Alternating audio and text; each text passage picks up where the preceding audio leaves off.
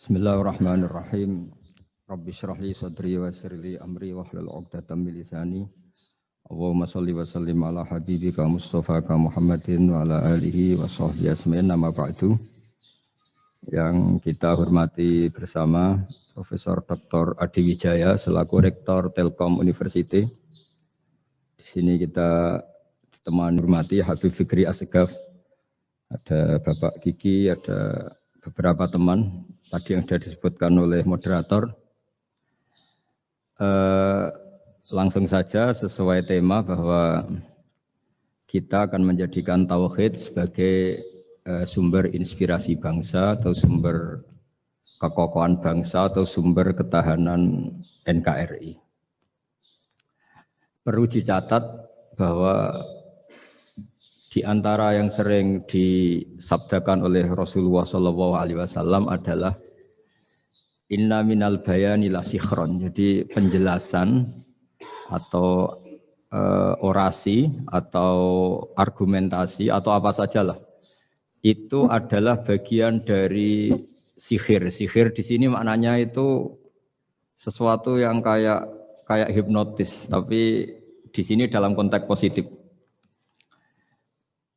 Dulu ketika periode Rasulullah Muhammad SAW itu pertarungan hak dan batil itu diolah pikir.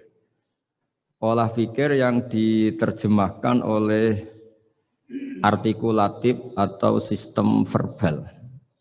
Memang ini agak aneh. Jadi kalau mukjizatnya Nabi Musa itu fisik. Fisik itu misalnya melawan Fir'aun dengan kekuatan tongkat yang super dahsyat.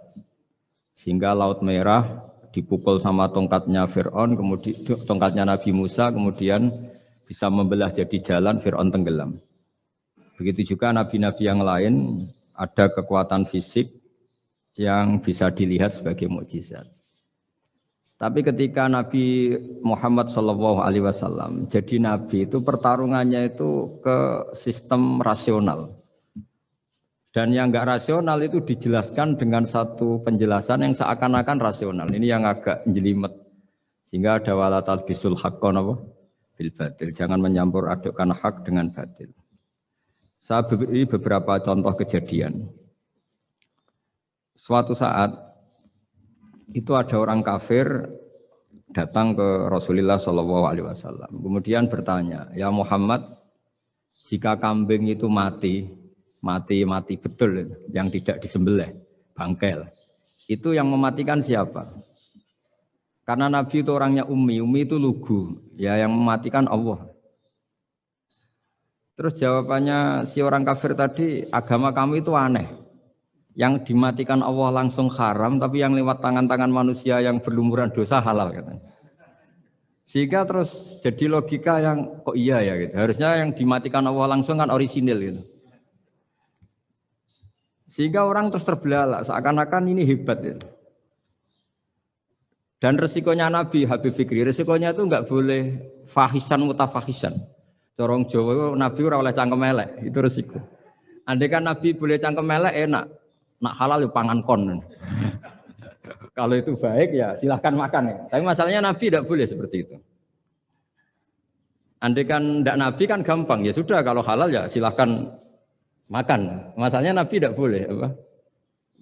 Enggak boleh berbicara kasar, enggak boleh berbicara buruk. Terus ada lagi beberapa kejadian yang seperti itu, yaitu masyhur suatu saat Sayyidina Ali didatangi seorang kafir juga Yahudi. Ali, kakimu angkat satu, diangkat sama Sayyidina Ali. Angkat dua-duanya, ya tidak bisa. Gitu kok temanmu, maksudnya Nabi Muhammad mengklaim bisa naik langit, gitu aja kamu tidak bisa.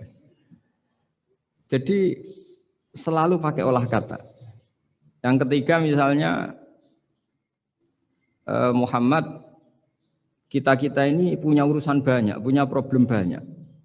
Dan Tuhan itu dianggap penyelesai problem, halul muskilat, yang bisa menyelesaikan problem. Pertanyaannya, kalau problem kita banyak, Tuhannya satu tidak cukup Muhammad. Kalau problemnya banyak, ya Tuhannya harus banyak. Sehingga ketika Nabi membawa tauhid, protes mereka, komplain mereka, aja'alal alihata ilahau wahida inna hadza la syai'un ujab. Masa Tuhan satu wong problemnya banyak, urusannya banyak. Kalau urusannya banyak itu hanya harus banyak. Nah, karena olah pikiran seperti ini, sebetulnya bukan olah pikiran ini, hakikatnya olah kata karena ini tidak mewakili hakikat. Ya saya ulang lagi, sebetulnya ini bukan olah pikiran atau olah akal atau olah kecerdasan, tapi olah kata karena semua yang diomongkan ini tidak mewakili apa? Hakikat. Tapi faktanya itu terjadi. Sehingga mukjizatnya Rasulullah Shallallahu Alaihi Wasallam itu tidak boleh berupa fisik kayak tongkatnya Nabi Musa atau tabutnya Nabi Harun atau apalah yang sifatnya fisik. Karena ini tidak menjawab kecerdasan-kecerdasan yang terimplementasi oleh kata-kata yang dikatakan orang-orang kafir tadi, yang bisa memojokkan orang-orang kafir. Akhirnya Nabi diwarisi kecerdasan, dikasih kecerdasan oleh Allah Ta'ala, yaitu yang dikatakan fatona. Dan mereka memang suka, mempermalukan Nabi itu suka. Misalnya Nabi, karena sebagai Nabi, beliau tahu betul bahwa semua itu biadillah di tangan Allah. Itu Nabi pernah ngendikan, la adwa wala tiarota, tidak ada penyakit menular. Lalu ada orang Yahudi atau orang siapa saja, orang bodoh lah yang jelas ini. Ada unta yang kena penyakit gudik, kalau orang Jawa bilang gudik apa? Kalau orang itu agak apa? Kudis ini. Yang kena kudis ini dijejerkan sama yang waras. Ternyata yang waras sekarang jadi kudisan. Senang mereka karena bisa mempermalukan Nabi. Ya Muhammad, ini unta kena kudis. Ternyata yang waras tertular oleh yang kena kudis. Padahal kata kamu tidak ada penyakit apa? Menular. Itu problem-problem jadi Nabi di era Rasulullah Shallallahu Alaihi Wasallam, sehingga Quran datang dengan kecerdasan yang untuk menjawab itu. Makanya Nabi tidak pakai mukjizat fisik, tapi mukjizat logika. Akhirnya Nabi diajarin Allah lewat Jibril, yang dikira mereka yakin kalau menang dalam debat. Tapi Nabi balik bertanya, faman a'jal awwala. Jadi terjemahnya, kalau ini kena kudis karena tertular yang ini, lalu ini tertular siapa? Yang pertama tadi, wah itu asli mat dari Allah ya, maksud saya itu. Jadi dia ingin contoh yang kedua yang tertular, dengan itu berarti ada penyakit apa?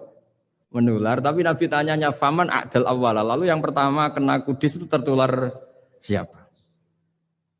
Makanya kalau sekarang misalnya corona menular itu yang pertamanya dari siapa itu? Tidak tahu itu. Ya tidak perlu tahu, tidak bidang kamu. Jadi ini saya mau cerita. Jadi logika-logika yang dibangun orang kafir itu sebenarnya bukan logika, tapi olah kata. Dan orang kafir itu paling pintar. Karena mereka itu penyair. Penyair itu kalau sekarang modern mungkin mirip-mirip jurnalis atau mirip apalah. Bisa mengubah apa saja. Apa yang sebetulnya baik dikesankan buruk atau sebaliknya. Sehingga ini menyusahkan karena Nabi harus ngendikan hakikat, harus mengatakan sesuatu yang nyata dengan bahasa yang benar. Sementara mereka mengatakan kebatilan dengan penjelasan yang baik. Ini ribet kan? Sehingga dalam banyak percekcokan ya. Itu susah dicari jalan tengah karena sama-sama mirip, kebenaran ini sama-sama mirip. Jadi misalnya yang masyhur dalam satu peristiwa besar, konflik antara Sayyidina Ali dan Sayyidina Muawiyah. Itu konflik yang nggak bisa dihindarkan, gara-gara kalimat, gara-gara kata-kata. Makanya sekeras-kerasnya pedang atau senjata itu masih keras apa? Kata-kata atau polemik lah atau apalah. Karena sekarang itu agak susah membahasakan. Ketika konflik Ali dan Muawiyah itu ada orang bilang, ya sudah, nahkum bi kitabillah. Sudah sekarang kita kembali ke kitabillah. Itu mereka megang mushaf. Mushaf ini yang saya pegang namanya mushaf. Seakan-akan itu benar karena orang Islam harus kembali kepada kitabullah. Pertanyaannya lalu Ali kata Ali, fadharabal mushafa biyadihi. Sayyidina Ali nepuk mushaf ini keras sekali. Sal hadzal mushaf kata Sayyidina Ali. Kalau kita harus kembali ke Quran, coba tanya ini. Mushaf ini ya, mushaf seperti milik saya ini. Akhirnya orang-orang Khawarij bilang, innama huwa warakun wa madadun. Itu hanya kertas sama tulisan. Bagaimana mungkin kita bertanya? Pas itu adalah orang Khawarij itu orang yang enggak mau ngakui Ali juga enggak mau ngakui Muawiyah. Dan Sayyidina Ali sama Sayyidina Muawiyah sudah sadar mau bikin mediator, mau bikin solusi jalan tengah. Jadi sebenarnya dua beliau itu orang baik, gara-gara diprovokasi orang Khawarij terus jadi bentrok. Orang Khawarij bilang, nggak ada Ali, nggak ada Muawiyah, yang ada adalah kitabullah, yaitu mushaf. Benar, secara zahir benar, memang orang Islam harus kembali ke mushaf. Tapi Sayyidina Ali pinter, sal hadal mushaf. Kalau gitu, tanyakan mushaf itu. Ketika Sayyidina Ali dan Sayyidina Muawiyah sudah sepakat bikin perdamaian. Akhirnya singkat cerita, Innama huwa raqun wa wadadun, kata orang-orang Khawarij itu hanya kertas dan pena. Kenapa bisa disuruh atau diminta jawaban? Terus kata Sayyidina Ali, enggak bisa toh kamu tanya mushaf, ya enggak bisa. Makanya tanya saya katanya. Akhirnya Sayyidina Ali memberi penjelasan, wa in khiftum shiqaqa bainihima fab'asu hakamam min ahli wa hakamam min ahliha. Jika dua mempelai suami istri itu ngalami konflik, di mana-mana orang konflik itu roh raine serasa seneng nek. Kita kalau sedang marah, semuanya lah kalau sedang marah sama istri itu roh raine serasa seneng. Jadi sing ganteng ra ketok gantenge. Ketok elek etok. Sehingga kalau ngomongi anaknya, dasar nakal kok bapaknya gitu. Bapaknya gitu, nanti dasar cerewet koyo ibuke. Makanya alhamdulillah banyak anak kita yang mewarisi nakalnya bapaknya dan nakalnya ibunya. Karena sabdonya mesti seperti itu. Jadi anak kita ini korban cara ngomong kita. Maka kita tidak wali itu harus syukur karena omongannya nggak mandi. Itu kalau kita wali, itu anak kita jadi orang buruk semua. Karena kita ngomong dasar goblok koyo ibuke. Dari ibuke dasar nakal koyo bapake. Berarti anak kita punya status goblok dan nakal. Tapi alhamdulillah yang ngomong itu tidak wali sehingga diabaikan saja sama Allah. Gak penting. Ngomongannya orang tidak wali itu tidak penting. Makanya tidak wali itu tetap punya sisi positif. Kalau ngomong tidak ngefek. Tapi kalau wali itu direspon sama Allah. Langsung ya. Tapi kalau wali ya tidak ngomong gitu. Tapi. Jadi kalau orang nggak suka itu nggak boleh ketemu. Karena tambah benci. Sehingga butuh mediator. Itu sudah, ini termasuk ilmu psikologi Quran. Kalau orang sedang tidak cocok itu nggak boleh ketemu. Pakai apa? Mediator. Jika suami istri sedang konflik, itu sebaiknya, seharusnya atau sayogyanya itu kirim mediator. Fab'atsu hakamam min ahli wa hakamam min ahliha. Iyurida islaha yuwaffiqillahu bainahuma. Terus kata Sayyidina Ali, wa amru ummati Muhammad a'zamu min amri rajulin wa imra'atin. Dan urusan umat Muhammad yang kita sedang konflik dengan kekuatan besar dan bisa pertumpahan darah, itu lebih ngeri timbang urusan suami dan istri. Itu saja solusinya mediator. Artinya sesepele itu urusan pribadi saja Allah menyuruh ada mediator. Apalagi urusan kita yang lebih dahsyat. Akhirnya mereka ngakui cara istimbat, cara ngambil kesimpulan Sayyidina. Jadi ini masalah-masalah yang orang bilang seakan-akan benar. Sudah kita kembali ke Quran, kembali ke Quran. Quran yang mana? Wong kamu tidak paham. Lama-lama tanyanya cetakan mana ini? Ribet kan? Makanya saya ini bikin gerakan besar-besaran yang dulu saya ngaji tafsir lama sekali dengan Mbah Mun. Ngaji sama bapak saya, sekarang alhamdulillah sering diskusi sama Pak Quraisyab. Karena kita ini butuh. Dan saya punya teman akrab Gus Zofur juga doktor tafsir. Ya, kalau kamu ingin tak sebut ya punya teman kalian semua untuk mengkaji apa? Tafsir. Itu memang kita butuh. Karena Quran itu teks. Teks itu harus difahami ahlinya. Tapi ketika orang ngomong, ayo kita kembali ke kitabullah, itu kembali yang apa? Terus tentang apa? Sehingga banyak orang yang entah saking angkuhnya, entah saking benarnya tidak tahu. Saya tidak mau kembali kepada Quran. Kenapa? Saya tidak pernah keluar, saya di situ. Kembali itu kan sudah keluar baru kembali. Itu entah saking angkuhnya, entah saking benarnya tidak tahu. Mau kamu katakan angkuh yang masuk akal, saya tidak mau kembali. Saya tidak pernah keluar.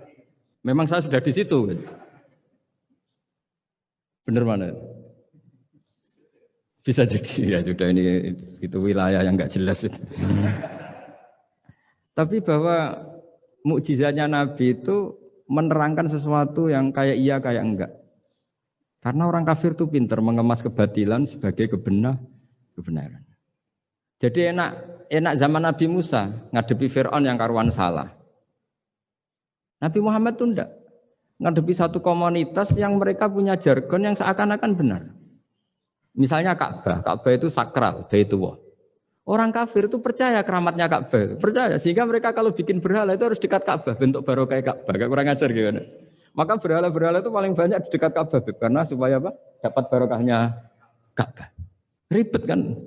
Kamu kafirkan tuh percaya barokah Ka'bah, tidak dikafirkan itu kurang ajar. Ka'bah kok jadi ruwet. Ribet banyak ngadepi. Itu susah memang ngadepi logika ya. Makanya kan apa ya kayak kita ngerawat anak itu. Mau dilonggar nanti manja terus goblok, mau dikerasin nanti minggat, ribet kan. Jadi ngelola kebenaran itu tidak gampang. Lalu Nabi datang bil haqqil bayyin dengan kebenaran yang nyata. Dimulailah dari surat diantaranya lam yakunil ladzina kafaru min ahlil kitab wal musyrikin munfakina hatta ta'tiyahumul bayyinah. Bayyinah itu siapa? Rasulun minallah yatlu suhufam mutahharah. Orang-orang kafir baik berkategori ahli kitab yaitu Yahudi Nasrani maupun yang berkategori orang-orang musyrikin yaitu orang-orang yang menyekutukan Allah yang non samawi, yang tidak punya kitab samawi. Itu tidak mau tercerabut, munfakin itu tidak mau tercerabut dari akar mereka hatta ta'tiyahumul bayyinah. Sehingga datang kebenaran yang begitu nyata, begitu jelas. Saking jelasnya siapapun mau tahu. Dan enggak bisa dibatalkan oleh apapun, termasuk oleh perilaku sosial. Siapa itu Rasulun minallah yatslu suhufam mutahharah, itu yaitu Rasulnya Allah yang membaca lampiran-lampiran suci yaitu Quran. Sehingga Nabi datang dengan analogi pembanding. Orang-orang yang berpikir Tuhan harus banyak karena urusan itu banyak, problem banyak. Lalu Nabi bikin analogi. Andaikan kamu sebagai pembantu yang punya majikan banyak, perintahnya beda-beda. Kamu mau enggak? Ya enggak mau, enggak enak Muhammad kalau punya bos banyak. Perintahnya beda-beda, semuanya egois harus dituruti, enggak mau. Enak mana sama punya majikan satu? Enak satu Muhammad. Ya sudah Tuhan kamu itu majikan kamu. Kalau banyak-banyak bingung kamu perintahnya banyak nanti. Terus mereka mau, ya sudah Tuhannya satu saja. Jadi karena mereka mau tidak mau harus berpikir kalau Tuhan banyak berarti perintahnya banyak, memuaskan satu Tuhan dibenci Tuhan yang lain, memuaskan yang lain dibenci yang lainnya, pokoknya ribet. Hari ini minta dilayani, Tuhan yang satu minta dilayani, itu kan ribet. Jadi Nabi itu pakai logika yang gampang, makanya ketika Allah menjelaskan itu, ngendikan Allah dorobawa masalar rojulan fihi syuraka umutasakisuna wa rojulan salamal dirojul hal yastawiyani masalah. Alhamdulillah Allah bikin satu perumpamaan, ada orang yang punya majikan banyak, yang satu punya majikan hanya satu. Hal yastawiyani masalah, nasibnya enak mana? Enak yang punya majikan satu karena standarnya jelas, SOP-nya jelas. Akhirnya mereka sadar, oke Muhammad Tuhannya satu saja. Lalu dalam pertanyaan-pertanyaan yang lain, misalnya tadi masalah Sayyidina Ali, masalah dibully lah kalau sekarang itu Nabi menjawab ya dengan rasional. Karena mau tidak mau. Karena Nabi tidak dibolehkan pakai mukjizat zaman itu. Untuk awal-awal jadi Nabi itu nggak boleh pakai mukjizat. Karena mukjizat itu punya sisi yang sangat-sangat fatal, yaitu kalau Allah sudah menurunkan mukjizat, itu sekali nggak diimanin itu harus ada azab. Nabi ingin umatnya itu nggak kena azab. Makanya ketika Allah Taala wa ma mana'ana an nursila bil ayati illa an kadzdzaba bihal awwalun. Cara terjemahan bebasnya gini, Muhammad, saya tidak ngasih mukjizat kamu kayak Nabi Musa, kayak nabi-nabi sebelum kamu yang berupa fisik. Itu problemnya satu, sekali saya menurunkan mukjizat, tren umumnya ini didustakan. Ketika didustakan, saya punya alasan menyiksa, wong sudah tak perlihatkan sebegitu jelas kok tetap didustakan. Maka sekali saya menurunkan mukjizat, kata Allah, wa ma nursilu bil ayati illa takhwifa.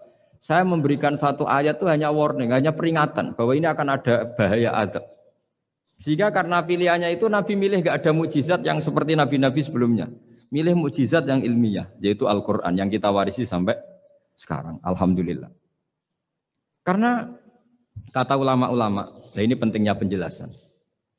Andaikan mukjizat kita itu hanya tongkat, maka hanya ada di museum. Kita lihat tongkatnya Nabi Musa mungkin klaimnya ada di Turki. Mukjizat tabut kita lihat lagi di ya di manalah tempat di museum apa. Tapi kalau mukjizatnya Al-Quran, itu umatnya Nabi akan merasakan nikmatnya ila yaumil kiamat. Misalnya kita dalam bersuami istri atau dalam berkeluarga atau dalam bermasyarakat. Itu Quran kalau nasihati kita gampang sekali. Misalnya wa ashiruhunna bil ma'ruf. Fa in karihtumuhunna fa asa an takrahu syai'a wa yaj'alallahu fi khairan katsira. Sudahlah kalau sama istri itu yang baik. Jika ada watak istri yang kamu enggak suka, dalam ketidaksukaan kamu itu ada kebaikan yang banyak.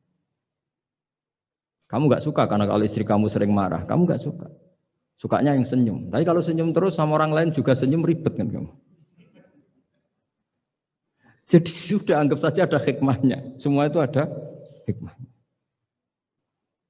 Kalau istri kamu marah tidak kelihatan marahnya, dipendam, itu enggak ekspresif. Cara akting sinetron enggak masuk itu. Tapi kalau marah kelihatan marahnya itu ekspresif, itu kecerdasan itu apa? Bisa menumpahkan keinginan. Wah itu bagus ini. Jadi disuruh lihat sisi apa? Positif. Imam Syafi'i itu pernah ketemu seseorang yang di depan beliau cium tangan hormat. Suatu saat dikasih tahu sama santrinya yang lain. Orang yang mencium kamu, wahai Imam Syafi'i itu di belakang ngerasani kamu, bully kamu. Kata Imam Syafi'i, baguslah. Kenapa? Berarti saya wibawa, di depan saya tidak berani. Jadi enteng saja. Beliau dikasih tahu, tetangga kamu banyak yang benci engkau ya Imam Syafi'i. Baguslah, tidak akan utang saya. Justru yang kenal-kenal itu yang utang-utang itu. Jadi enteng terus. Jadi dunia ini dianggap gampang saja. Coba kalau istri kamu sedang rukun sama sedang marah itu murah mana? Murah marah. Kalau rukun minta ke mall pusing.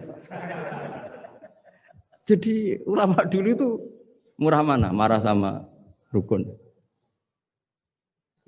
Kalau sedang harmonis minta kemana? Mahal kan? Kalau pas marah. Jadi ulama dulu itu lucu, apa ya? Gampang sekali nanggapin sesuatu itu. Imam Abu Hanifah itu kalau ketemu yang utang beliau itu dia yang sembunyi karena malu. Kalau kita kan enggak yang sembunyi yang utang. Kalau Abu Hanifah enggak. Yang sembunyi itu Abu Hanifah. Kasihan dia malu kalau ketemu saya kan masih punya utang saya. Itu kalau kamu ingin jadi wali itu gitu. Kalau ketemu yang utang kamu yang lari. Itu bisa bank tutup karena yang lari yang ngutangin. Dalam cerita-cerita wali itu unik-unik. Rabi'ah Adawiyah itu pernah kemalingan. Itu beliau sembunyi. Malingnya nyari apa dia sembunyi. Habis itu ditanya, kenapa engkau sembunyi? Sama lu sama malingnya. Karena rumah saya nggak ada yang bisa dimaling. Karena enggak punya apa-apa. Jadi ini kalau berpikir rasional kan ada Habib Fikri bahasa rasional. Ini tak latih berpikir yang agak rasional. Nah, Nabi itu diutus dalam kondisi masyarakat yang rasional. Sehingga repot. Dan yang tidak rasional itu punya kecakapan olah kata sehingga seakan-akan rasional. Makanya ada kalimat terkenal di kalangan ulama, kalimatu haqqin urida bihal batil. Omongannya benar, tapi maksudnya tidak benar. Kayak tadi, la hukma illa lillah. Tidak ada hukum kecuali yang ada di Quran. Tidak ada hukum kecuali yang diturunkan Allah. Pertanyaannya, apa itu? Ya Quran. Lah iya apa? Makanya kata Sidin Ali, ya sudah, sal hadal mushaf. Tanya mushaf kamu. Oh ya tidak bisa, itu kan hanya kertas sama tulisan. Makanya tanya ulama, kata Sidin Ali. Nah Quran itu balwa ayatum bayinatun fi suduril ladzina utul ilm. Quran itu begitu jelas sebagai solusi, tapi di hatinya orang yang punya ilmu. Sehingga kemudian lahir beberapa generasi tauhid. Yang paling masyhur dimulai tauhid itu yang masyhur ya, yaitu adalah ketika ada orang namanya Muhammad bin Jubair bin Mut'im. Itu bapaknya Muhammad ini namanya Jubair bin Mut'im. Itu dia orang kafir, masih kafir. Dia datang ke Madinah itu untuk negosiasi tawanan perang Badar. Dulu beberapa orang yang negosiasi sama Nabi itu ya nunggu di masjid. Singkat cerita, Nabi sholat maghrib baca surat Wattur wa kitabim mastur fi raqim mansur wal baitil ma'mur was saqfil marfu wal bahril masyur. Terus dia dengerin terus. Dengerin sampai Allah tanya, am khuliqu min ghairi syai'in. Kalau kamu tidak ngakui saya sebagai Tuhan, kata Allah, silahkan Anda berpikir bahwa alam raya ini dimulai dari ketiadaan. Atau kamu sendiri merasa sebagai pencipta alam raya ini, pencipta langit dan bumi. Itu namanya am khalaqus samawati wal ard. Itu orang itu disebut dahiyatul Arab, orang paling cerdas di Arab. Itu dia bingung. Dia selamanya kafir. Cara berpikir menuhankan berhala, Lata, Uzza, pokoknya menuhankan makhluk lah. Terus dia mikir, Muhammad ini kacau ya. Akal saya dihabisin kata dia. Jadi cara berpikir dia pakai akal, dia tidak percaya mukjizatnya Quran, tapi dia bilang Muhammad ini kacau, akal saya dihabisin. Akhirnya Nabi setelah salam dia menyatakan Islam. Karena kata dia Muhammad, akal saya habis oleh apa yang kamu baca. Nah ini saya mau menerangkan tauhid sebagai inspirasi. Yaitu logikanya gini, langit bumi ini kan wujud itu punya eksistensi. Kalau langit bumi ini wujud, alam raya ini nyata, lalu kamu mengatakan sebelum alam raya ini ketiadaan, berarti ada satu kesimpulan ketiadaan menciptakan yang ada. Itu malah gendeng bareng. Logikanya kan nggak kena al-adamu yakhluqu maujudan, sesuatu yang nggak ada menyebabkan atau menjadikan sesuatu yang ada. Akhirnya padahal pertanyaannya tadi gitu, ya sudah kalau kamu nggak percaya saya sebagai Tuhan, sebagai pencipta awal, sudah ada usah Tuhan-Tuhanan. Tapi ya mari goblok bareng dengan mengatakan bahwa alam yang ada diciptakan oleh sesuatu yang tidak ada. Dari Juber, saya tidak mau goblok Muhammad, sudah iman saja saya, karena saya tidak mau goblok. Jadi agama ini datang dengan keceriaan berpikir. Sehingga Ibnu Hajar al-Asqalani mengatakan hadatin ja'a bil iltizat al-aqli. Agama ini datang dengan kenyamanan berpikir. Coba kalau Anda seorang profesor atau seorang doktor atau seorang ilmuwan. Kemudian Anda diajak goblok dengan teori baru bahwa sesuatu yang ada itu diciptakan oleh yang tidak ada. Mau enggak kamu? Mau semuanya rasa tuh. Diajarin sesuatu yang ada diciptakan oleh yang tidak ada.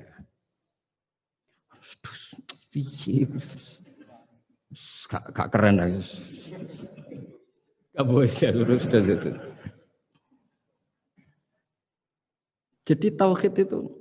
Nah, kemudian lahir ulama-ulama baru yang cara ngarang sama. Ini kitab yang dulu saya ngaji sama Syekhina Kiai Maimun Zubair Mbah Mun.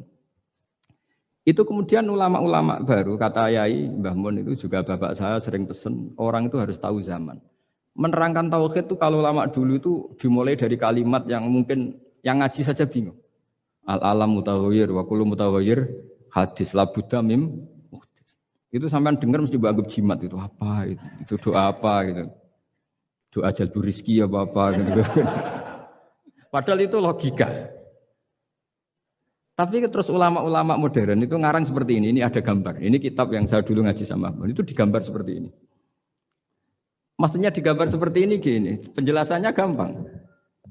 Sampean kalau gambar seruat apapun, misalnya gambar gedung tingkat 5 atau gambar gunung atau gambar apa saja. Mbok seruat apapun gambar itu dimulai dari satu titik. Tadi hadhil awalim kulluha, bahwa alam semua ini dimulai dari nuqtatil wujud, ada titik wujud. Dan karena ini wujud penyebab harus bersifat awal. Makanya Allah itu selain wujud harus bersifat al-awwal. Kalau bahasa pondok al-qadim. Karena tidak mungkin yang menciptakan kemudian kalah dulu dengan yang diciptakan.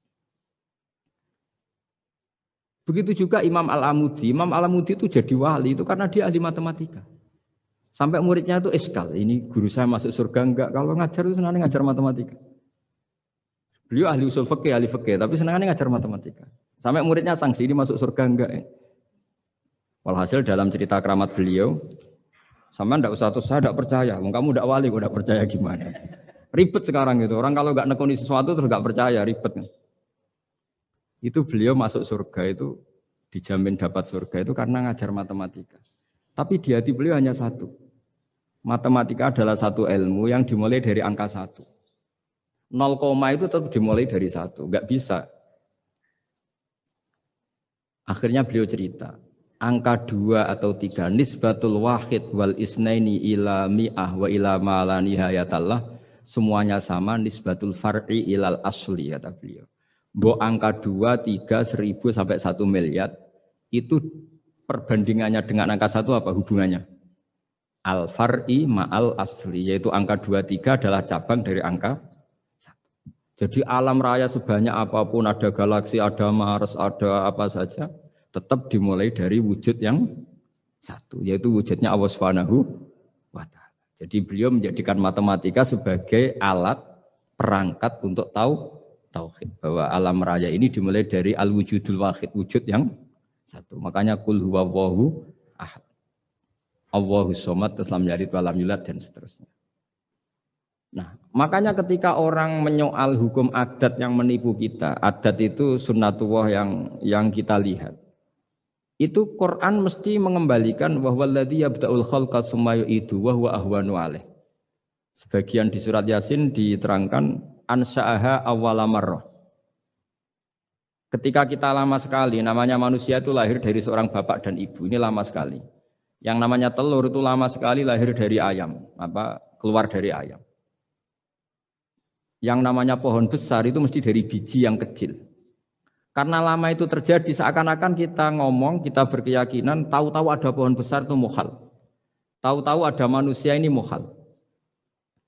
Makanya ketika ada figur yang bernama Isa bin Maryam, itu orang kafir Yahudi itu menolak. Bagaimana mungkin ada manusia tanpa bapak? Oke, itu menyalahi prosedur lazim, protap lazim. Tapi kata Allah gimana? Inna masalah Isa indallahi kamasali Adam. Kalau Isa mohal karena tanpa bapak, harusnya Adam lebih mohal karena tanpa bapak, tanpa ibu. Jadi artinya apa? Allah tetap mengingatkan bahwa kudroh saya yang pertama itu menjadikan semuanya mungkin tanpa perangkat adat. Maka kitab ini yang saya baca ini, milik Said Husain Afandi ini, itu menjelaskan bahwa hukum adat itu menipu. Saya ulang lagi, hukum adat itu menipu. Ketika ayam mengeluarkan telur, telur kemudian menjadi ayam lagi. Terus kita berdebat, telur sama ayam dulu mana? Menurut Anda milih mana? Milih apa? Telur. Kalau ini, yang kubu sebelah ini. Ayam apa telur? Telur. Ayam. Ayam lahir dari. Nah, pertanyaannya begini kalau menurut tauhid. Ketika lazim kalau telur itu nanti suatu saat jadi ayam, terus ayam kemudian lazim mengeluarkan telur. Ketika Anda mengatakan mungkin kontribusi Anda terhadap kemungkinan itu apa? Kan sama, Anda tidak ikut menciptakan. Wong tidak ikut menciptakan kok menvonis mungkin dan tidak mungkin. Kamu itu hanya saksi. Makanya pertanyaannya Allah, loh ketika itu kamu anggap mungkin, kontribusi Anda itu apa? Kan hanya melihat. Kamu sendiri tetap tidak mampu bikin telur, Anda juga tidak mampu bikin ayam. Artinya meskipun telur jadi ayam, ayam jadi telur sampai kiamat, tetap ada kontribusi kudrohnya Allah Subhanahu wa ta'ala. Bukan berarti berdiri sendiri. Wong kamu yang bilang mungkin ya nyatanya enggak berkontribusi. Sehingga kalau suatu saat Allah bikin telur dari batu atau ayam keluar dari batu, bagi Allah itu enggak masalah. Tapi bagi kamu masalah. Bagaimana mungkin hewan keluar dari batu? Ini logikanya gimana? Loh memangnya ketika telur dari ayam itu logika kamu gimana coba? Kamu ikut bikin enggak? Nah ini di sini pentingnya mukjizat. Akhirnya Allah bikin mukjizat, ada satu onta besar keluar dari batu, yaitu mukjizat Nabi Kamu memasalahkan, ini gimana onta kok keluar dari batu? Lalu kalau Allah tanya kamu, gimana telur keluar dari ayam? Loh ini biasa Gusti mungkin, memangnya kamu bisa? Berarti bagi orang yang tauhid, yang wali, keluarnya ayam dari telur sama onta dari batu itu nisbatnya sama. Sama-sama semuanya di luar kontribusi kita. Kenapa yang satu kamu katakan mungkin, yang satu kamu katakan tidak mungkin? Toh kamu sama-sama tidak terlibat. Itu cara berpikir tauhid. Artinya apa? Orang-orang wali atau orang-orang alim meskipun melihat telur keluar dari ayam tiap hari tetap subhanallah, subhanallah, Allahu akbar. Karena ini keajaiban. Tapi kamu kan enggak taunya ajaib itu yang aneh-aneh itu. Makanya banyak cari kiai aneh yang gondrong yang enggak pernah mandi gara-gara kamu itu suka aneh itu gara-gara.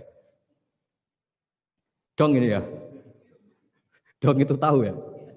Jadi mbok sesering apapun alam raya ini ada siklusnya. Biji jadi pohon, pohon kemudian mengeluarkan buah, buah ada biji. Semuanya yang berkontribusi hanya kudrohnya Allah Ta'ala. Tidak mengikat Allah. Allah bisa bikin tanpa itu semua. Makanya Allah selalu memperbarui mukjizatnya. Termasuk ada onta besar keluar dari batu. Yaitu mukjizatnya Nabi Soleh. Kamu nggak boleh menyoal ini mukhal. Mukhal gimana? Karena itu nggak mungkin. Ukuran nggak mungkin apa? Kamu nggak bisa bikin kan? Sama telur keluar dari ayam kamu bisa bikin. Sama-sama enggak.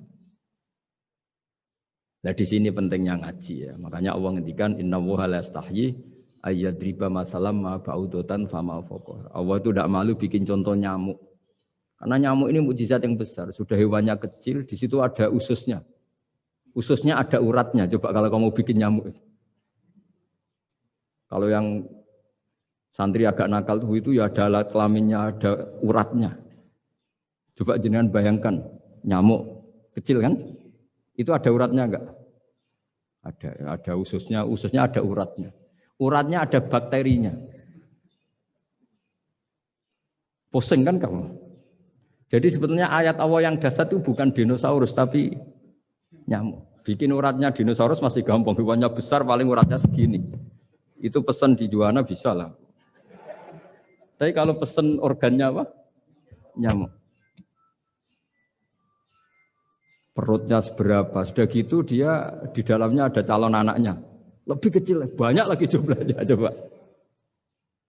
Nah ini agama ini datang dengan akal. Jadi kelihatan ada mukjizatnya Quran karena menyontohkan nyamuk. Dan kelihatan mukjizat kalau dijelaskan pakai logika. Yaitu kayak apa susahnya bikin nyamuk. Sudah kecil, ada organnya ada uratnya ada kumannya ada uratnya. Pusing enggak?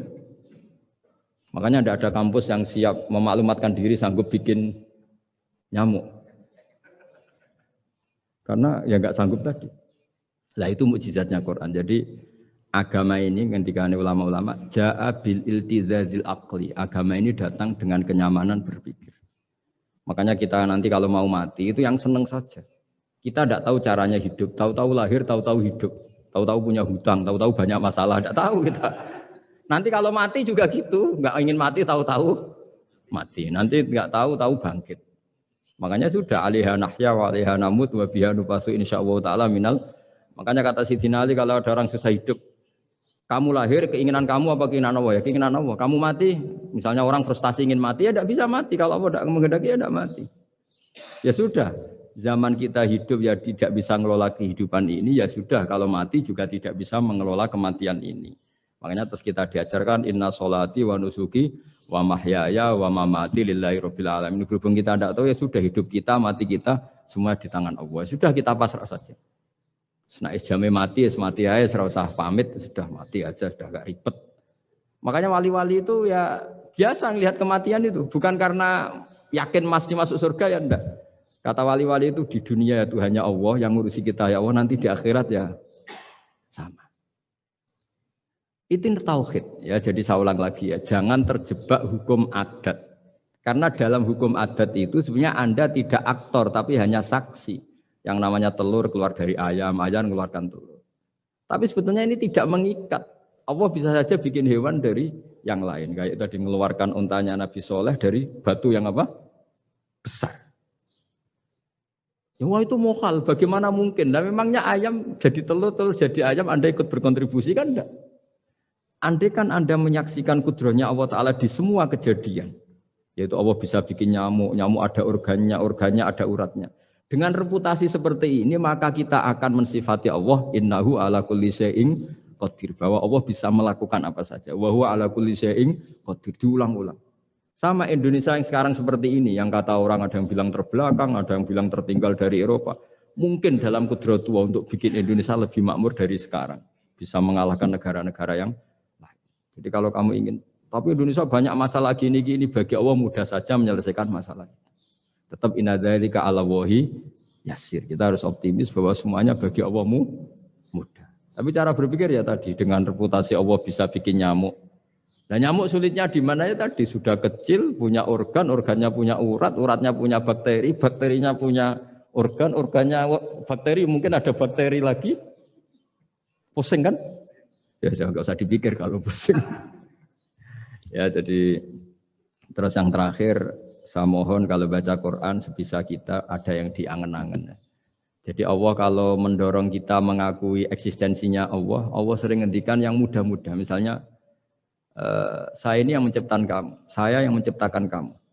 Falau la tusaddiqun, sudahlah, saya ini nahnu khalaqnakum. Saya ini pencipta kalian, Bu yao.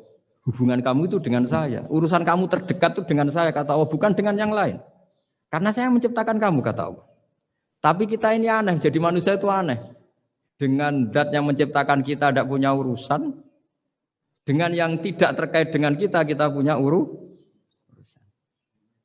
Itu kan aneh. Dan Allah kalau menerangkan itu gampang. Terus bagi manusia yang kumoluhur, yang angkuh, seakan-akan bisa menentukan segalanya. Falaula in kuntum ghairu madinin tarji'unaha in kuntum shadiqin. Kalau kamu orang hebat, Bu ya, ketika nyawa kamu mau keluar tuh kamu tahan supaya kamu enggak jadi mati. Enggak keren kan orang hebat kok mati katanya. Kamu sombongnya kayak gitu seakan-akan bisa ngatur dunia, menaklukkan dunia, ternyata kamu mati. Harusnya enggak usah mati dong. Kata Allah, falaula in kuntum ghairu madinin tarji'unaha in kuntum shadiqin. Makanya falaula idza balaghatil khulqum wa antum khina idzin tangdur. Mbok ya orang-orang yang keren, yang merasa hebat, yang biasa ngatur dunia, mbok ya ketika mati itu jangan mau. Ya, ini sensitif wilayah. Ya saya kira demikian ya, semoga lewat ngaji ini kita kembali ke tauhid yang benar lewat penjelasan-penjelasan yang akli, yang rasional. Saya pastikan agama ini datang dengan al-iltizatul akli, kenyamanan berpikir. Kayak apa susahnya kita dengan jadi ateis? Karena harus punya rumus bahwa yang ada diciptakan oleh yang tidak ada. Itu kan jadi aneh. Makanya ukuran iman, salasun mangkunna fihi wajata halawatal iman. Ciri utama iman itu nyaman, halawah itu manis. Karena ya itu tadi apa yang dibawa oleh Quran dan hadis sesuai akal kita. Maka masyhur di kalangan para ulama ada pepatah, laulam yakun maja'a bihi Muhammadun dinan lakana fi aqlin nasi hasanan. Kalau saja Muhammad tidak maklumatkan kalau ini agama, akal pun akan setuju bahwa yang dibawa itu hal yang luar biasa. Karena agama ini tidak lam yusodim al-aql. Agama ini tidak akan menentang akal. Liqaumi ya'qilun, liqaumi yatafak. Kalau ada orang bilang akal saya itu menolak faham agama, itu akalnya yang perlu dicek. Ada masalah itu pasti. Ya, saya kira demikian. Assalamualaikum warahmatullahi wabarakatuh.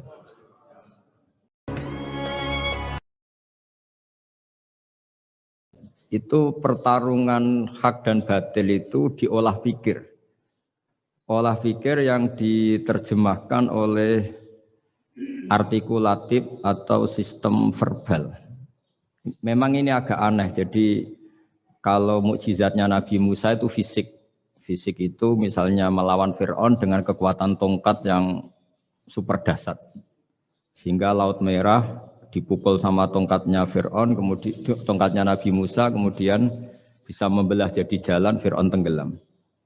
Begitu juga nabi-nabi yang lain ada kekuatan fisik yang bisa dilihat sebagai mukjizat. Tapi ketika Nabi Muhammad SAW jadi nabi itu pertarungannya itu ke sistem rasional. Dan yang enggak rasional itu dijelaskan dengan satu penjelasan yang seakan-akan rasional. Ini yang agak jelimet. Sehingga ada wala talbisul haqqan bil batil. Jangan menyampur adukkan hak dengan batil. Saya beri beberapa contoh kejadian. Suatu saat itu ada orang kafir datang ke Rasulullah SAW. Kemudian bertanya, ya Muhammad, jika kambing itu mati betul, yang tidak disembelih, bangkel, itu yang mematikan siapa? Karena Nabi itu orangnya ummi itu lugu, ya yang mematikan Allah. Terus jawabannya si orang kafir tadi, agama kamu itu aneh. Yang dimatikan Allah langsung haram, tapi yang lewat tangan-tangan manusia yang berlumuran dosa halal katanya. Sehingga terus jadi logika yang kok iya ya gitu. Harusnya yang dimatikan Allah langsung kan orisinil gitu.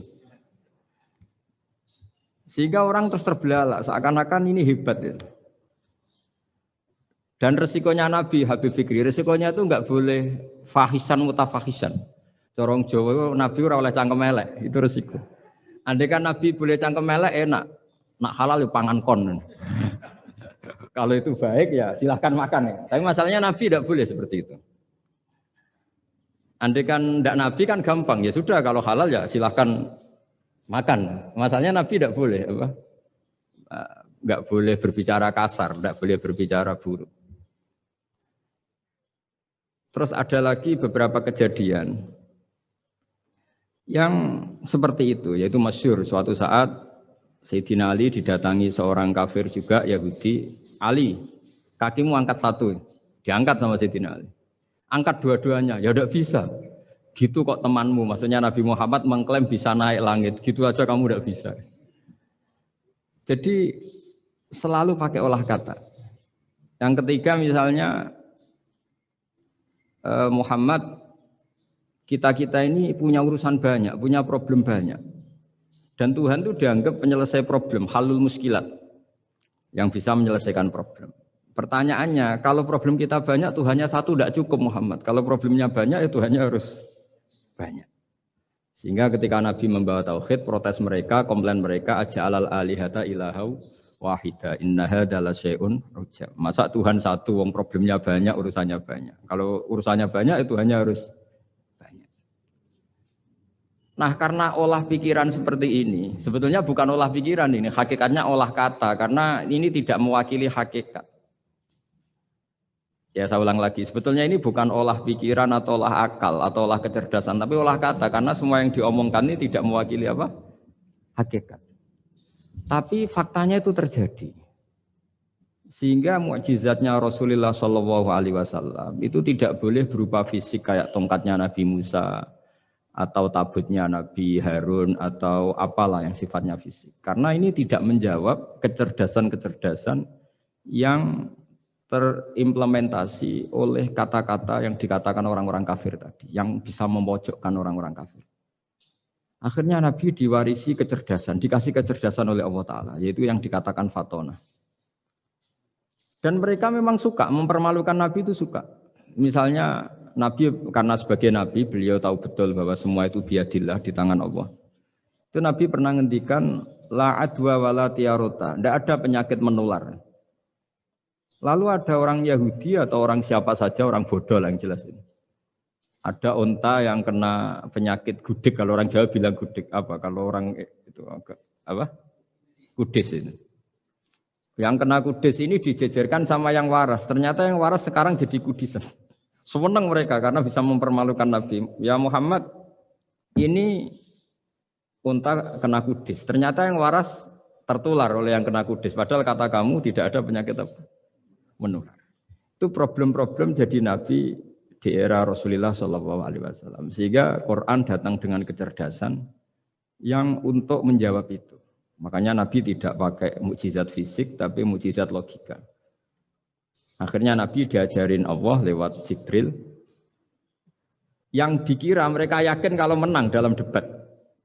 Tapi Nabi balik bertanya, faman a'dal awwala. Jadi terjemahnya, kalau ini kena kudis karena tertular yang ini, lalu ini tertular siapa? Yang pertama tadi, wah itu asli mat dari Allah ya, maksud saya itu. Jadi dia ingin contoh yang kedua yang tertular, dengan itu berarti ada penyakit apa? Menular. Tapi Nabi tanyanya faman a'dal awwala, lalu yang pertama kena kudis itu tertular siapa? Makanya kalau sekarang misalnya corona menular itu yang pertamanya dari siapa itu? Tidak tahu itu. Ya tidak perlu tahu, tidak bidang kamu. Jadi ini saya mau cerita. Jadi logika-logika yang dibangun orang kafir itu sebenarnya bukan logika, tapi olah kata. Dan orang kafir itu paling pintar. Karena mereka itu penyair. Penyair itu kalau sekarang modern mungkin mirip-mirip jurnalis atau mirip apalah. Bisa mengubah apa saja. Apa yang sebetulnya baik dikesankan buruk atau sebaliknya. Sehingga ini menyusahkan karena Nabi harus ngendikan hakikat, harus mengatakan sesuatu yang nyata dengan bahasa yang benar. Sementara mereka mengatakan kebatilan dengan penjelasan yang baik. Ini ribet kan? Sehingga dalam banyak percekcokan ya. Itu susah dicari jalan tengah karena sama-sama mirip, kebenaran ini sama-sama mirip. Jadi misalnya yang masyhur dalam satu peristiwa besar, konflik antara Sayyidina Ali dan Sayyidina Muawiyah. Itu konflik yang nggak bisa diedarkan, gara-gara kalimat, gara-gara kata-kata. Makanya sekeras-kerasnya pedang atau senjata itu masih keras apa? Kata-kata atau polemik lah atau apalah. Karena sekarang itu agak susah membahasakan. Ketika konflik Ali dan Muawiyah itu ada orang bilang, ya sudah, nahkum bi kitabillah. Sudah sekarang kita kembali ke kitabillah. Itu mereka megang mushaf. Mushaf ini yang saya pegang namanya mushaf. Seakan-akan itu benar karena orang Islam harus kembali kepada kitabullah. Pertanyaannya lalu Ali kata Ali, fadorobal mushafa biyadihi. Sayyidina Ali nepuk mushaf ini keras sekali. Sal hadal mushaf kata Sayyidina Ali. Kalau kita harus kembali ke Quran, coba tanya ini. Mushaf ini ya, mushaf seperti milik saya ini. Akhirnya orang-orang Khawarij bilang, innama huwa warokun wa madadun. Itu hanya kertas sama tulisan. Bagaimana mungkin kita bertanya? Pas itu adalah orang Khawarij itu orang yang enggak mau ngakui Ali, juga enggak mau ngakui Muawiyah. Dan Sayyidina Ali sama Sayyidina Muawiyah sudah sadar mau bikin mediator, mau bikin solusi jalan tengah. Jadi sebenarnya dua beliau itu orang baik. Gara-gara diprovokasi orang Khawarij, terus jadi bentrok. Orang Khawarij bilang, enggak ada Ali, enggak ada Muawiyah, yang ada adalah kitabullah, yaitu mushaf. Benar, secara zahir benar, memang orang Islam harus kembali ke mushaf. Tapi Sayyidina Ali pinter, sal hadal mushaf. Kalau gitu, tanyakan mushaf itu. Ketika Sayyidina Ali dan Sayyidina Muawiyah sudah sepakat bikin perdamaian. Akhirnya singkat cerita, innama huwa rokun wa wadadun, kata orang-orang Khawarij itu hanya kertas dan pena. Kenapa bisa disuruh atau diminta jawaban? Terus kata Sayyidina Ali, enggak bisa toh kamu tanya mushaf, ya enggak bisa. Makanya tanya saya katanya. Akhirnya Sayyidina Ali memberi penjelasan, wa in khiftum shiqaqa bainihima fab'asu hakamam min ahli wa hakamam min ahliha. Jika dua mempelai suami istri itu ngalami konflik, di mana-mana orang konflik roh ini serasa seneng nek. Kita kalau sedang marah, semuanya lah kalau sedang marah sama istri itu roh ini serasa seneng. Jadi sing ganteng ra ketok gantenge. Ketok elek etok. Sehingga kalau ngomongi anaknya, dasar nakal kok bapake gitu. Bapaknya gitu, nanti dasar cerewet koyo ibuke. Makanya alhamdulillah banyak anak kita yang mewarisi nakalnya bapaknya dan nakalnya ibunya. Karena sabdonya mesti seperti itu. Jadi anak kita ini korban cara ngomong kita. Maka kita tidak wali itu harus syukur. Karena omongannya nggak mandi. Itu kalau kita wali, itu anak kita jadi orang buruk semua. Karena kita ngomong dasar goblok kayak ibu dari ibu dasar nakal kayak bapak berarti anak kita punya status goblok dan nakal. Tapi alhamdulillah yang ngomong itu tidak wali. Sehingga diabaikan saja sama Allah. Gak penting. Omongannya orang tidak wali itu tidak penting. Makanya tidak wali itu tetap punya sisi positif. Kalau ngomong tidak ngefek. Tapi kalau wali itu direspon sama Allah langsung ya. Tapi kalau wali ya tidak ngomong gitu. Tapi. Jadi kalau orang nggak suka itu nggak boleh ketemu, karena tambah benci. Sehingga butuh mediator. Itu sudah. Ini termasuk ilmu psikologi Quran. Kalau orang sedang tidak cocok itu nggak boleh ketemu pakai apa? Mediator. Jika suami istri sedang konflik, itu sebaiknya, seharusnya atau sayugyanya itu kirim mediator. Fab'atsu hakamam min ahli wa hakamam min ahliha. Iyurida islaha yuwaffiqillahu bainahuma. Terus kata Sayyidina Ali, wa amru ummati Muhammad a'zamu min amri rajulin wa imra'atin. Dan urusan umat Muhammad yang kita sedang konflik dengan kekuatan besar dan bisa pertumpahan darah, itu lebih ngeri timbang urusan suami dan istri. Itu saja solusinya mediator. Artinya sesepele itu urusan pribadi saja Allah menyuruh ada mediator. Apalagi urusan kita yang lebih dahsyat. Akhirnya mereka ngakui cara istimbat, cara ngambil kesimpulan Sayyidina. Jadi ini masalah-masalah yang orang bilang seakan-akan benar. Sudah kita kembali ke Quran, kembali ke Quran. Quran yang mana? Wong kamu tidak paham. Lama-lama tanyanya cetakan mana ini? Ribet kan? Makanya saya ini bikin gerakan besar-besaran yang dulu saya ngaji tafsir lama sekali dengan Mbah Mun. Ngaji sama bapak saya, sekarang alhamdulillah sering diskusi sama Pak Quraisyab karena kita ini butuh dan saya punya teman akrab Gus Zofur juga doktor tafsir. Ya kalau kamu ingin tak sebut ya punya teman kalian semua untuk mengkaji apa? Tafsir. Itu memang kita butuh. Karena Quran itu teks. Teks itu harus difahami ahlinya karena tapi ketika orang ngomong ayo kita kembali ke kitab buah itu kembali yang apa? Terus tentang apa? Sehingga banyak orang yang entah saking angkuhnya, entah saking benarnya tidak tahu. Saya tidak mau kembali kepada Quran. Kenapa? Saya tidak pernah keluar, saya di situ. Kembali itu kan sudah keluar baru kembali. Itu entah saking angkuhnya, entah saking benarnya tidak tahu. Mau kamu katakan angkuh ya masuk akal. Saya tidak mau kembali. Saya tidak pernah keluar. Memang saya sudah di situ. Benar mana? Bisa jadi ya sudah ini itu wilayah yang nggak jelas itu. Tapi bahwa mukjizatnya Nabi itu menerangkan sesuatu yang kayak iya kayak enggak. Karena orang kafir itu pintar mengemas kebatilan sebagai kebenaran. Jadi enak zaman Nabi Musa ngadepi Fir'aun yang karuan salah. Nabi Muhammad itu enggak. Ngadepi satu komunitas yang mereka punya jargon yang seakan-akan benar. Misalnya Ka'bah itu sakral, Baitullah. Orang kafir itu percaya keramatnya Ka'bah, percaya sehingga mereka kalau bikin berhala itu harus dekat Ka'bah, bentuk barokah Ka'bah, kayak kurang ajar gimana. Maka berhala-berhala itu paling banyak di dekat Ka'bah karena supaya apa? Dapat barokahnya Ka'bah. Ribet kan?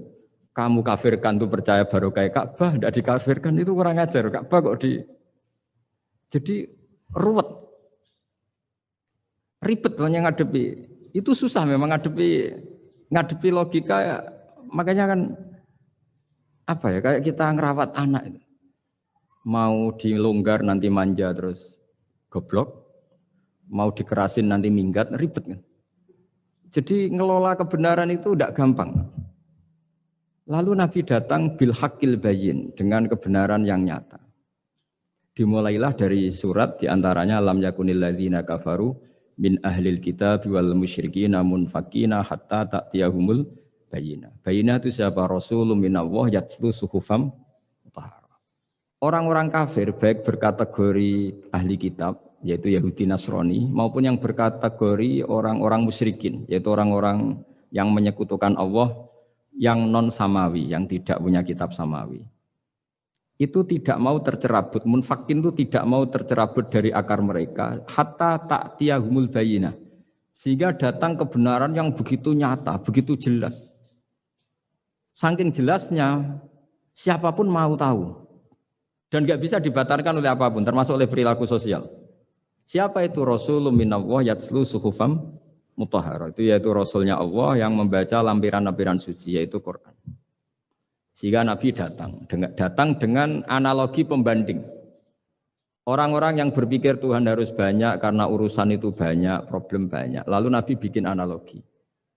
Andaikan kamu sebagai pembantu yang punya majikan banyak, perintahnya beda-beda. Kamu mau enggak? Ya enggak mau, enggak enak Muhammad kalau punya bos banyak. Perintahnya beda-beda, semuanya egois harus dituruti, enggak mau. Enak mana sama punya majikan satu? Enak satu Muhammad. Ya sudah Tuhan kamu itu majikan kamu. Kalau banyak-banyak bingung kamu perintahnya banyak nanti. Terus mereka mau, ya sudah Tuhannya satu saja. Jadi karena mereka mau enggak mau harus berpikir kalau Tuhan banyak berarti perintahnya banyak, memuaskan satu Tuhan dibenci Tuhan yang lain, memuaskan yang lain dibenci yang lainnya, pokoknya ribet. Hari ini minta dilayani, Tuhan yang satu minta dilayani, itu kan ribet. Jadi Nabi itu pakai logika yang gampang. Makanya ketika Allah menjelaskan itu, ngendikan Allah dorobawa masalar rojulan fihi syuraka umutasakisuna wa rojulan salamal dirojul hal yastawiyani masalah. Alhamdulillah Allah bikin satu perumpamaan. Ada orang yang punya majikan banyak, yang satu punya majikan hanya satu. Hal yastawiyani masalah, nasibnya enak mana? Enak yang punya majikan satu, karena standarnya jelas, SOP-nya jelas. Akhirnya mereka sadar, oke Muhammad Tuhannya satu saja.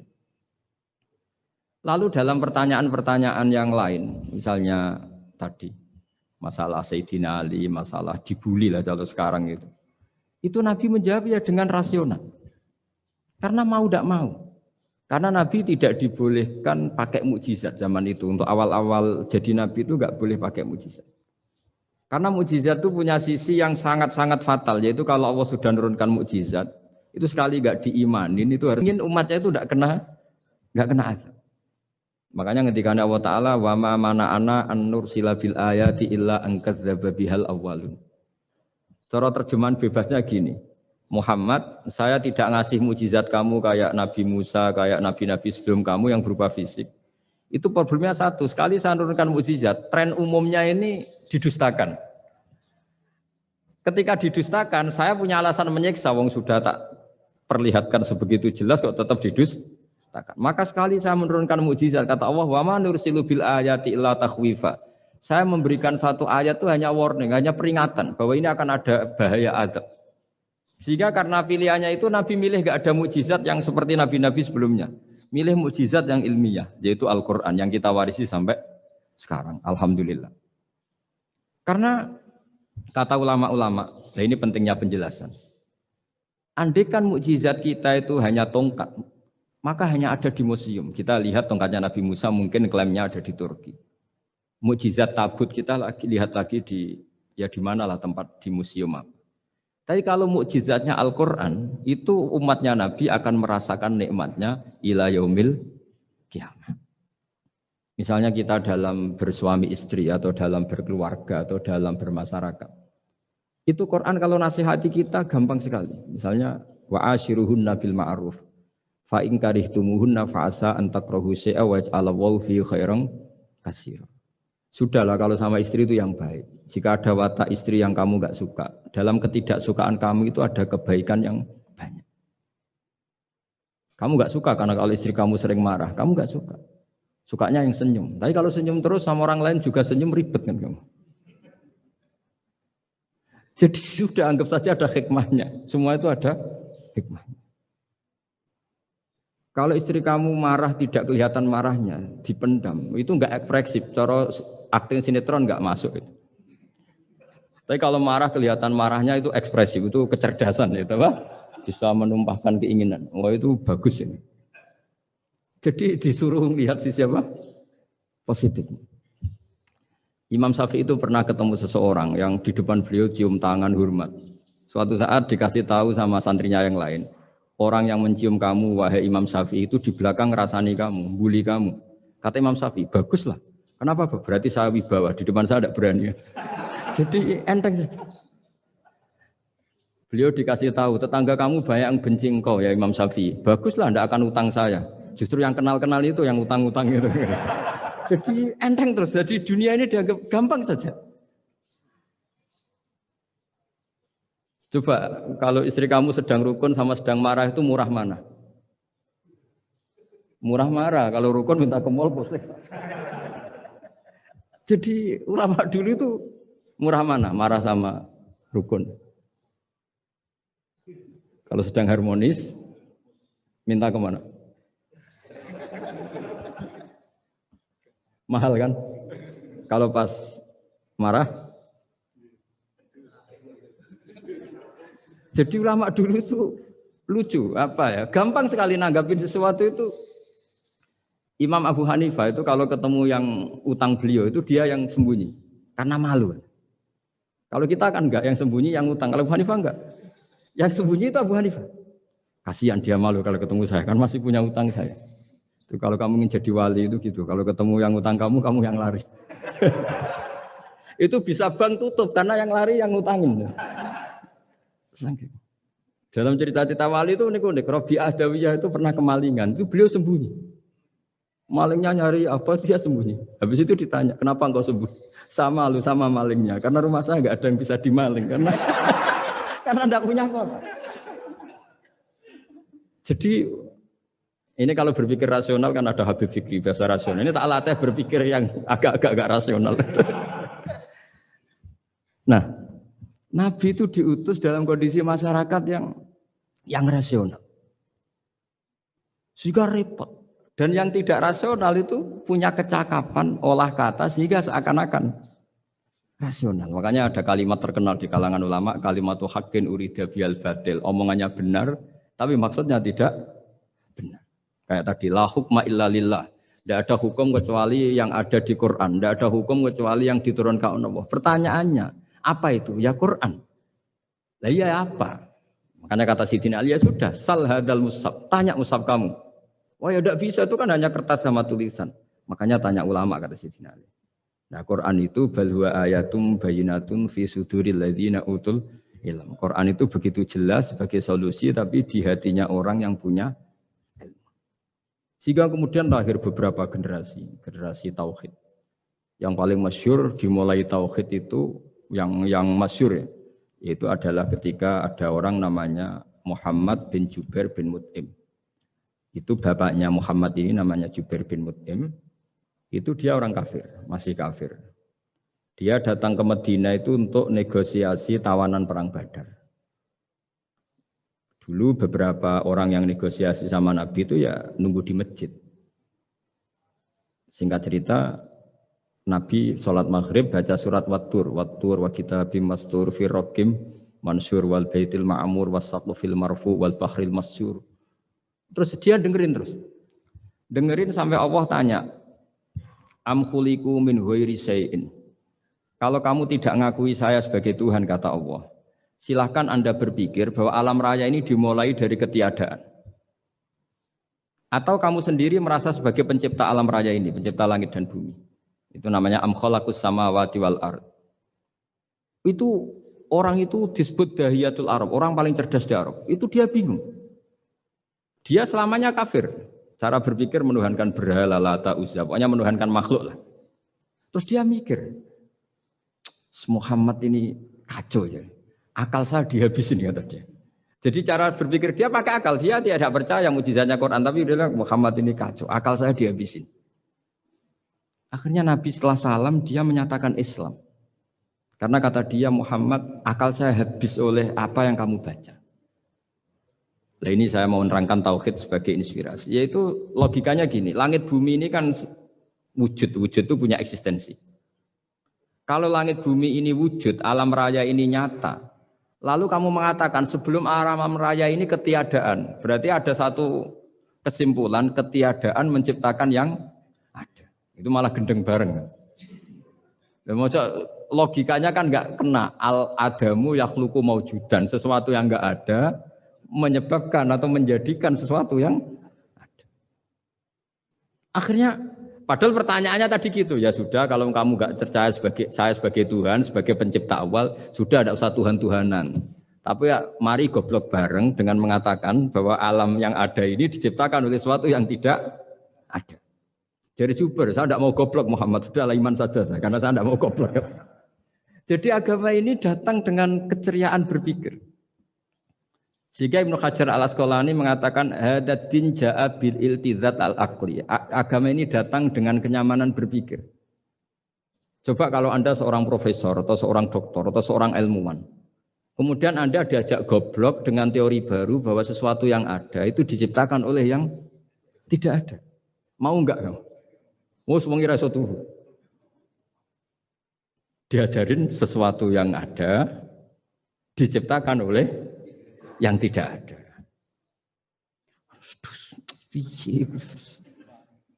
Gak keren lah. Gak boleh saya lurus itu.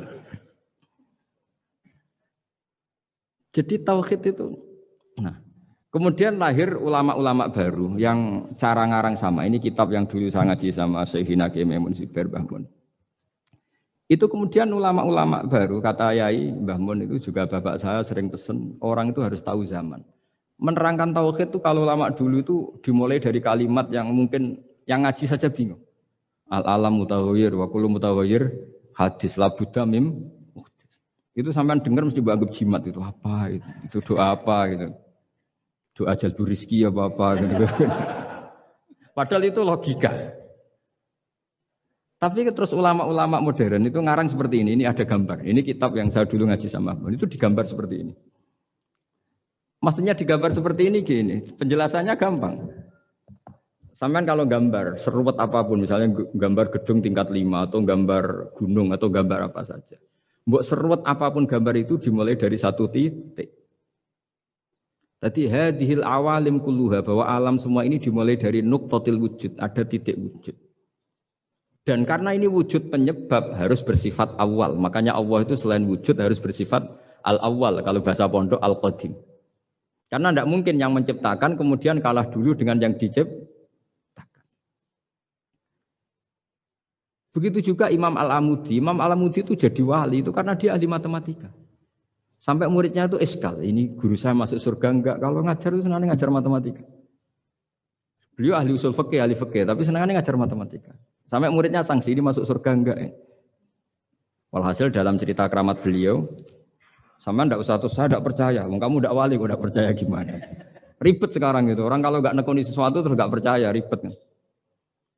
Itu beliau masuk surga itu dijamin dapat surga itu karena ngajar matematika.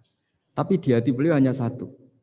Matematika adalah satu ilmu yang dimulai dari angka 1. 0, itu tetap dimulai dari 1. Enggak bisa.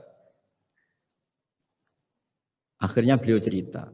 Angka 2 atau 3. Nisbatul wahid wal isnaini ila mi'ah wa ila ma la nihayatallah. Semuanya sama. Nisbatul far'i ilal asli, kata beliau. Mbok angka 2, 3, 1000 sampai 1 miliar. Itu perbandingannya dengan angka 1 apa hubungannya? Al-far'i ma'al asli, yaitu angka 2, 3 adalah cabang dari angka 1. Jadi alam raya sebanyak apapun, ada galaksi, ada Mars, ada apa saja, tetap dimulai dari wujud yang 1, yaitu wujudnya Allah Subhanahu wa ta'ala. Jadi beliau menjadikan matematika sebagai alat perangkat untuk tahu tauhid, bahwa alam raya ini dimulai dari al-wujudul wahid, wujud yang 1. Makanya kul huwallahu ahad, Allahus somad, terus lam yalid wa lam yulad, dan seterusnya. Nah, makanya ketika orang menyoal hukum adat yang menipu kita, adat itu sunnatullah yang kita lihat. Itu Quran mesti mengembalikan wa huwallazi yabda'ul khalqa tsumma yu'idu wa huwa ahwanu alaih. Sebagian di surat Yasin diterangkan ansha'aha awwala marrah. Ketika kita lama sekali, namanya manusia itu lahir dari seorang bapak dan ibu, ini lama sekali. Yang namanya telur itu lama sekali lahir dari ayam, keluar dari ayam. Yang namanya pohon besar itu mesti dari biji yang kecil.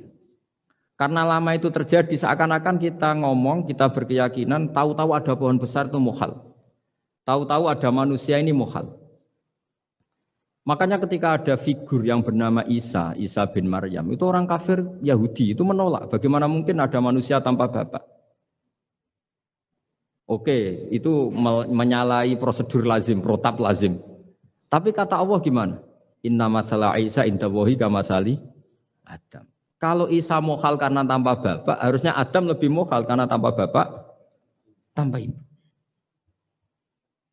Jadi artinya apa? Allah tetap mengingatkan bahwa kudroh saya yang pertama itu menjadikan semuanya mungkin tanpa perangkat adat. Maka kitab ini yang saya baca ini, milik Sayyid Husain Afandi ini, itu menjelaskan bahwa hukum adat itu menipu. Saya ulang lagi, hukum adat itu menipu.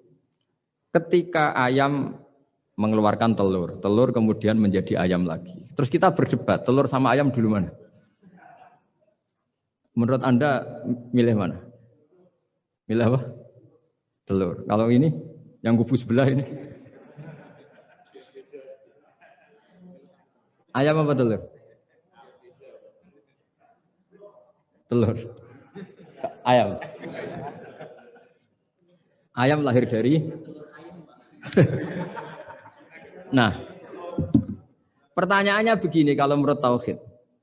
Ketika lazim kalau telur itu nanti suatu saat jadi ayam, terus ayam kemudian lazim mengeluarkan telur.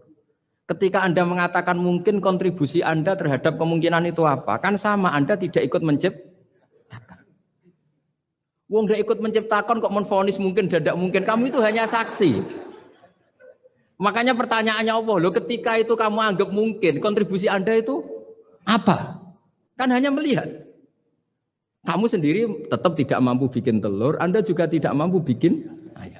Artinya meskipun telur jadi ayam, ayam jadi telur sampai kiamat, tetap ada kontribusi kudrohnya Allah Subhanahu wa ta'ala. Bukan berarti berdiri sendiri. Wong kamu yang bilang mungkin ya nyatanya enggak berkontribusi. Sehingga kalau suatu saat Allah bikin telur dari batu atau ayam keluar dari batu, bagi Allah itu enggak masalah. Tapi bagi kamu masalah. Bagaimana mungkin hewan keluar dari batu? Ini logikanya gimana?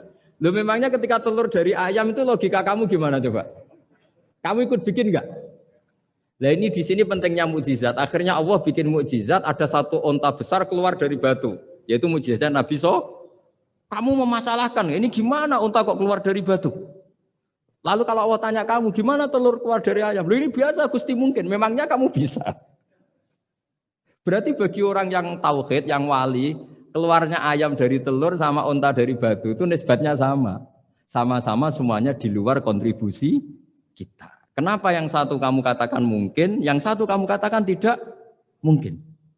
Toh kamu sama-sama tidak terlibat. Itu cara berpikir tauhid. Artinya apa? Orang-orang wali atau orang-orang alim, meskipun melihat telur keluar dari ayam tiap hari, tetap subhanallah, subhanallah, Allahu Akbar. Karena ini keajaiban. Tapi kamu kan enggak taunya ajaib itu yang aneh-aneh itu. Makanya banyak cari kiai aneh yang gondrong, yang enggak pernah mandi, gara-gara kamu tuh suka aneh itu gara-gara. Dong ini ya. Dong itu tahu ya. Jadi buat sesering apapun alam raya ini ada siklusnya. Biji jadi pohon, pohon kemudian keluarkan buah, buah ada biji. Semuanya yang berkontribusi hanya kudrohnya Allah Ta'ala. Tidak mengikat Allah. Allah bisa bikin tanpa itu semua. Makanya Allah selalu memperbarui mukjizatnya. Termasuk ada onta besar keluar dari batu. Yaitu mukjizatnya Nabi Soleh. Kamu gak boleh menyoal ini mukhal. Mukhal gimana? Karena itu gak mungkin. Ukuran gak mungkin apa? Kamu gak bisa bikin kan? Sama telur keluar dari ayam kamu bisa bikin. Sama-sama enggak. Nah di sini pentingnya ngaji ya. Makanya Allah ngendikan innallaha la yastahyi ayyadriba masalam ma ba'udatan fama fawqa. Allah itu tidak malu bikin contoh nyamuk. Karena nyamuk ini mukjizat yang besar. Sudah hewannya kecil, di situ ada ususnya. Ususnya ada uratnya. Coba kalau kamu bikin nyamuk. Kalau yang santri agak nakal itu ya ada alat kelaminnya, ada uratnya. Coba jenengan bayangkan, nyamuk kecil kan? Itu ada uratnya enggak? Ada ususnya ada uratnya. Uratnya ada bakterinya. Pusing kan kamu? Jadi sebetulnya ayat Allah yang dasar itu bukan dinosaurus tapi nyamuk. Bikin uratnya dinosaurus masih gampang, hewannya besar paling uratnya segini. Itu pesan di Juwana bisa lah. Tapi kalau pesen organnya apa? Nyamuk. Perutnya seberapa? Sudah gitu dia di dalamnya ada calon anaknya. Lebih kecil, banyak lagi jumlahnya. Coba. Nah ini agama ini datang dengan akal. Jadi kelihatan ada mukjizatnya Quran karena menyontohkan nyamuk. Dan kelihatan mukjizat kalau dijelaskan pakai logika. Yaitu kayak apa susahnya bikin nyamuk. Sudah kecil, ada organnya, organnya ada uratnya, uratnya ada kumannya, kumannya ada uratnya. Pusing enggak? Makanya tidak ada kampus yang siap memaklumatkan diri sanggup bikin nyamuk. Karena ya enggak sanggup tadi.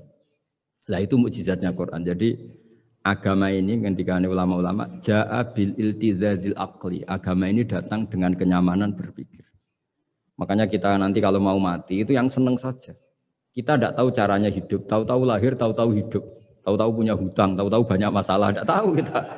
Nanti kalau mati juga gitu, nggak ingin mati, tahu-tahu mati. Nanti nggak tahu-tahu bangkit. Makanya sudah alaiha nahya wa alaiha namut wa biha nubasu insyaallah taala minal. Makanya kata Sidina Ali kalau ada orang susah hidup, kamu lahir keinginan kamu apa keinginan Allah? Ya keinginan Allah. Kamu mati, misalnya orang frustasi ingin mati ya tidak bisa mati. Kalau Allah tidak menghendaki ya tidak mati.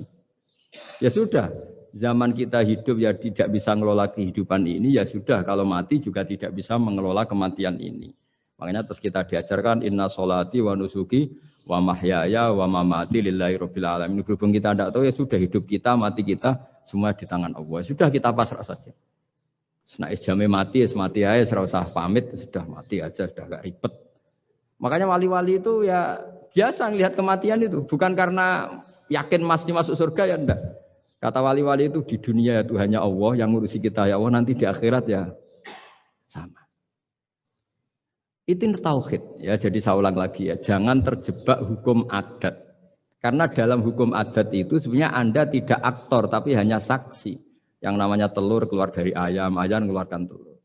Tapi sebetulnya ini tidak mengikat. Allah bisa saja bikin hewan dari yang lain. Kayak tadi mengeluarkan untanya Nabi Soleh dari batu yang apa? Besar. Ya, wah itu mohal, bagaimana mungkin? Nah memangnya ayam jadi telur, telur jadi ayam, Anda ikut berkontribusi kan enggak? Andai kan Anda menyaksikan kudrohnya Allah Ta'ala di semua kejadian, yaitu Allah bisa bikin nyamuk, nyamuk ada organnya, organnya ada uratnya. Dengan reputasi seperti ini, maka kita akan mensifati Allah, innahu ala kulli syai'in qadir, bahwa Allah bisa melakukan apa saja. Wa huwa ala kulli syai'in qadir, diulang-ulang. Sama Indonesia yang sekarang seperti ini, yang kata orang ada yang bilang terbelakang, ada yang bilang tertinggal dari Eropa. Mungkin dalam kudrat tua untuk bikin Indonesia lebih makmur dari sekarang. Bisa mengalahkan negara-negara yang lain. Jadi kalau kamu ingin, tapi Indonesia banyak masalah gini-gini, bagi Allah mudah saja menyelesaikan masalah. Tetap inna dzalika 'ala Allahi yasir. Kita harus optimis bahwa semuanya bagi Allah mudah. Tapi cara berpikir ya tadi, dengan reputasi Allah bisa bikin nyamuk. Nah nyamuk sulitnya di mana ya tadi, sudah kecil, punya organ, organnya punya urat, uratnya punya bakteri, bakterinya punya organ, organnya bakteri, mungkin ada bakteri lagi. Pusing kan? Ya jangan, nggak usah dipikir kalau pusing.